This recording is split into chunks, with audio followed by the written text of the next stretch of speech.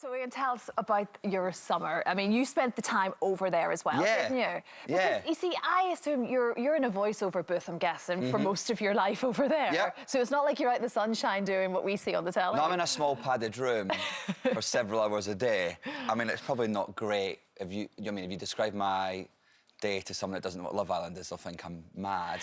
But yeah, no, it's good to be there. People always ask me why I need to be there. And I'm still not quite sure. I think Series 1, it just meant if I was there, my head would be in the game. Right, yeah. Because no one knew what Love Island was going to be.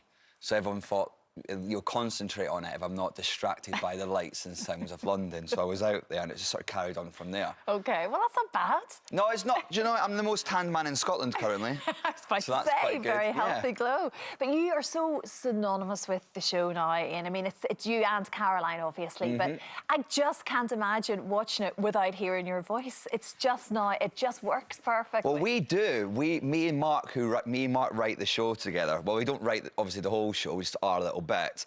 But we watch it. The producers always do the guide voiceover. Right. Which is always quite funny. They give it their best shot. I'm happy to use the producers' lines, but Mark, the writer, is very adamant that no one else's jokes get in apart from ours. OK, you're very precious about this. Yeah, no, just because then we'll lose our job, you see, and I want to buy a house. Fair enough, fair enough. It's very sensible. So what did you make of all of the guys this time around? I thought it was great. I thought it was a really different vibe to other years. I felt like we couldn't get anyone to stay together. Yeah. People kept on breaking up all the time. I mean, Dani and Jack were the only finalists we had that were there from the beginning. Get-go. Yeah. People kept on moving on. I think it's very synonymous with, like, the generation we live in. Yeah. Everyone's constantly looking for an upgrade. Yeah. A new model. That's very true. That's the way we are in life now. No one can just settle and be happy. Yeah. Everyone looks at your grandparents who, like, met when they were, like, 16 and that's them done, and we can't. And I think that made the show really interesting. So Jack and Dani were worthy winners in your eyes? Absolutely. I thought they were really funny. I thought they were really genuine. I thought you could... you looked at them and you saw yourself in them. Yeah. And I think they're genuinely loved up. Yeah, I do. You can't help but love them for it. So tell us about this after party then. What happened? Is there loads of gossip at these parties afterwards or not? Do you know what, right? I'd love to give you gossip right now. Yes, I'd love you to. I know, but the truth is, we went to the villa afterwards for, like, a beer, but the fridge had no beer in it. So I had, like, a beer, but the fun thing was watching the contestants getting, like, their phone back. Because they get their phone back in, like, a plastic pouch, like they've just come out of prison.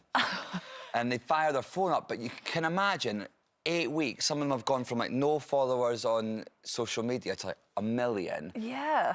Think of your WhatsApp groups if you leave your phone for, like, 5 minutes. Their phones just went... So just watching, like, these kids sort of, like, trying to get...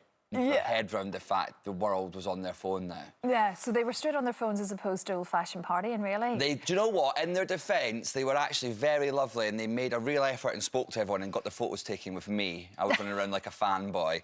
And if I just got my phone back and I had 1 million followers on Instagram, I wouldn't speak to anyone. I'd be like, see you later, losers. I'm off to do some teeth whitening ads. Bye-bye.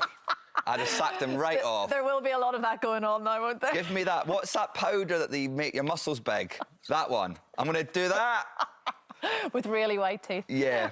So, no, they were lovely. And then, anyway, long story short, the after party was at a bar that we drink in every night.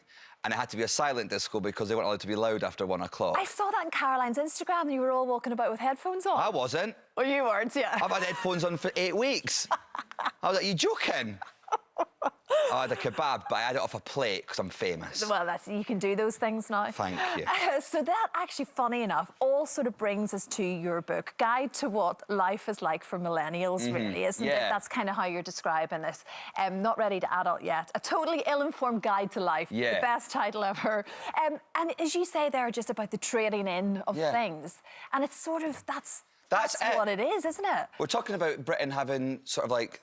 our birth rates falling and stuff. And as a generation, we're all leaving home later, we're having babies later, we're getting married later. And I think it all ties in to why I think a lot of people from my generation, we're all hitting this adult stage now and we're all like, what's going on?